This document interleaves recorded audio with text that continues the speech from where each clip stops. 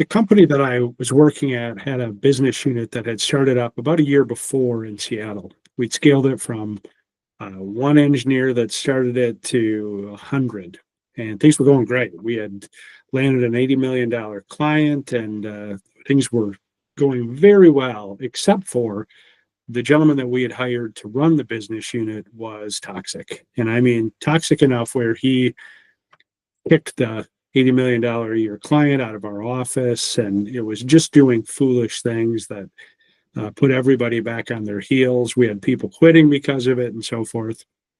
And that put me in a position, because the person reported directly to my boss, the CEO and owner, where I was trying to influence him to get rid of this individual. And he was very, very reluctant to do that, for good reason. Not he had kicked the person out of the business unit, but he also had landed the client. So he was key to the operation in many ways, and at the same time was incredibly toxic. I thought toxic enough where it was time to let him go. He thought that was a risk not worth taking. But I was persistent. And I was so persistent that eventually he just cut me off. He wouldn't discuss it with me anymore at all. So I lost whatever bit of influence that I had lost. So I was in Vistage at the time. My chair was a woman named Mary Lohr.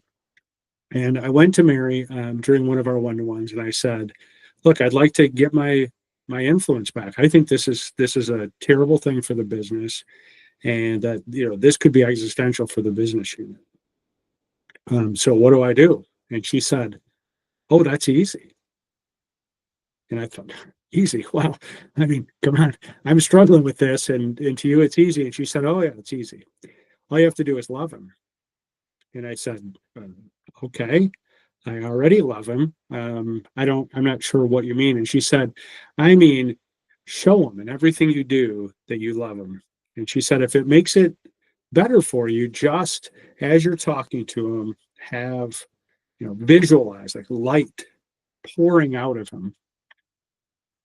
And I thought, look, I'm desperate. Nothing's worked so far, so I'll give it a try. And my next one-to-one with Andy, I visualized light coming out, and that influenced the way that I interacted with him. And sure enough, he started to open up again. He started to talk to me again, and it wasn't longer than a month, maybe two, where we were able to get rid of the person and do it in a way where we had no issues at all.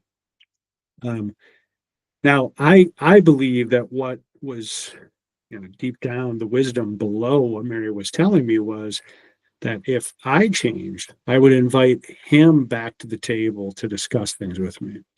If I showed him that what I was doing was bringing love to the table instead of trying to make him fearful, that he could then take a step in the right direction. Powerful lesson for me as a leader. So I've always thought it was one that was worth sharing. I hope that helps anybody who listens to this. Talk to you later.